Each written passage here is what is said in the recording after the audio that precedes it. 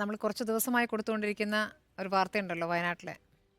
ഏതാ കരടിയാണോ പുലിയാണോ കടുവയാണോ? കരടി കരടി ഇന്ന് കരടി അതെ അല്ലേ പഞ്ചസാര അതെ കരടി. പഞ്ചസാര കരടി തന്നെയാണ് ഇപ്പോൾ പ്രശ്നമുണ്ടോ അല്ലേ സുൽത്താൻ ബത്തേരിയിൽ അല്ലേ ആ കരടിയാണോ ഈ കരടി എന്നറിയില്ല, നമുക്ക് അറിയില്ല നോക്കാം.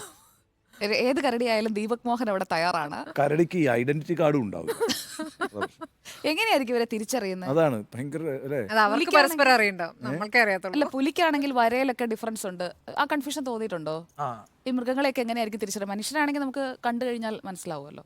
ഈ ചൈനക്കാരെ കണ്ടിട്ടില്ലേ കൊറിയക്കാരെ കണ്ടിട്ടില്ലേ ജപ്പാനീസുകാരെ എനിക്ക് എപ്പോഴും സംശയം തോന്നുന്നൊരു കാര്യമാണ് അവരെങ്ങനെയാണ് അങ്ങോട്ടും ഇങ്ങോട്ട് തിരിച്ചറിയുന്നത്. പക്ഷെ എല്ലാവരും ഒരേപോലെ അല്ലേ നമുക്ക് അല്ലേ ഒരു ഫോട്ടോ എടുത്ത് നോക്കിയാൽ. അപ്പോൾ നമുക്ക് കരടിയുടെ കാര്യം കൂടി ഒന്ന് അന്വേഷിച്ചിട്ട് വരാം.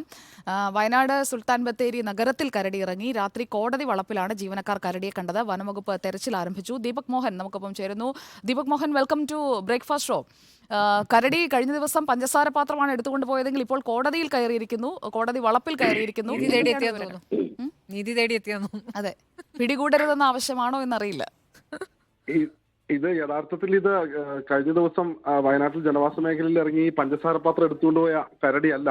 ഇത് വയനാട് സുൽത്താൻ ബത്തേരിയിൽ വീണ്ടും മറ്റൊരു കരടി ഇന്നലെ രാത്രി ജീവനക്കാർ കണ്ടു. രാത്രി ശബ്ദം കേട്ടതിനെ തുടർന്നാണ് ഇവർ ഈ കോടതി വളപ്പിൽ പരിശോധനയ്ക്കായി എത്തുന്നത്. ആ സമയത്ത് കരടി ഗേറ്റിൽ പിടിച്ച് പുറത്തേക്ക്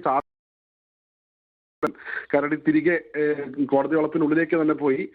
ഈ മേഖലയിൽ കഴിഞ്ഞ ദിവസം, അതായത് ഇന്നലെ, ഈ വനമേഖലയോട് ചേർന്ന് കിടക്കുന്ന മൂടക്കൊല്ലി എന്ന് പറയുന്ന പ്രദേശത്ത് കരടിയെ കണ്ടിരുന്നു. ഈ കോടതി വളപ്പിൽ നിന്ന് വനാതിർത്തി എന്ന് പറയുന്നത് ഒരു 2 കിലോമീറ്റർ മാത്രം ദൂരമാണ്. വനം വകുപ്പ് അധികൃതർ ഇപ്പോൾ സ്ഥലത്തെത്തി കരടിക്കായുള്ള തിരച്ചിൽ ആരംഭിച്ചിട്ടുണ്ട്.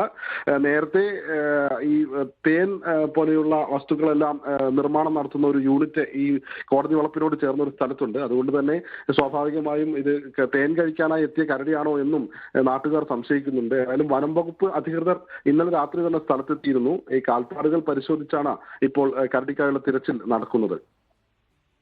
ഓക്കെ, ദീപക് മോഹനാണ് സുൽത്താൻ ബത്തേരിയിൽ ഇറങ്ങിയ ആ കരടിയുടെ വിവരങ്ങൾ നൽകിയത്. അപ്പോൾ ആ കരടിയല്ല ഈ കരടി, ഉണ്ണി സാർ. അതെ, പഞ്ചസാര കരടി അല്ല. അല്ല, ഇത് കോടതി കരടി.